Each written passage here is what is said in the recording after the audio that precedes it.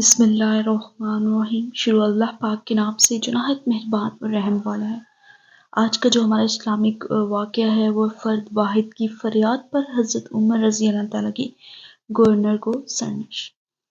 حضرت ابن عمر رضی اللہ تعالیٰ روایت کرتے ہیں، میں ایک دفعہ صبح کے وقت اپنے والد کے ساتھ تھا۔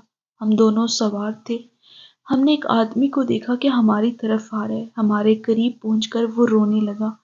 والد نے اس سے پوچھا، روتے کیوں ہو؟ اگر تم کسی بوجھ کے نیچے دبے ہوئے ہو تو ہم تمہاری مدد کریں گے، اگر خوف زدہ ہو تو تمہیں امن دیں گے، البتہ اگر تم نے کسی کو قتل کر دیا ہے تو اس کے بدلے میں تمہیں بھی قتل کر دیا جائے گا۔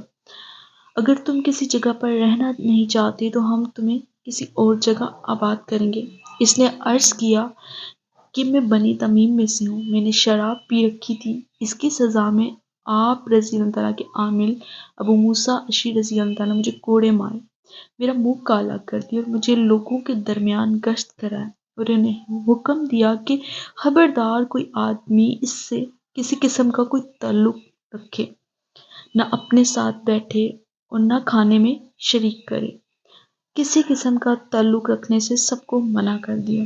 اس پر میں نے اپنے دل میں 3 باتیں سوچی، یا تو تلوار لے کر ابو موسیٰ کا خاتمہ کر دوں، یہ شام چلا جاؤں جہاں مجھے کوئی نہیں جانتا، یا دشمن کے ساتھ مل جاؤں اور ان کے ساتھ کھاؤں پیوں اور مزے اڑاؤں۔ یہ سن کر حضرت عمر رضی اللہ تعالیٰ رو پڑے اور فرمایا، شراب پینا ایک نہایت غلیظ فعل ہے اور ایک مسلمان کو ہرگز زیب نہیں دیتا کہ وہ شراب پیے، لیکن یہ زنا کی طرح نہیں ہے۔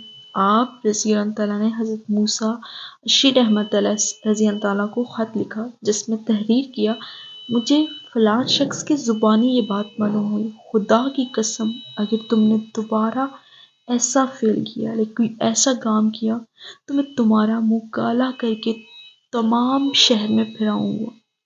لوگوں سے کہہ دے کہ وہ اس شخص سے میل جول رکھیے، اور اگر یہ شخص توبہ کر لے تو اس کی شہادت بھی قبول کر لیا کرو۔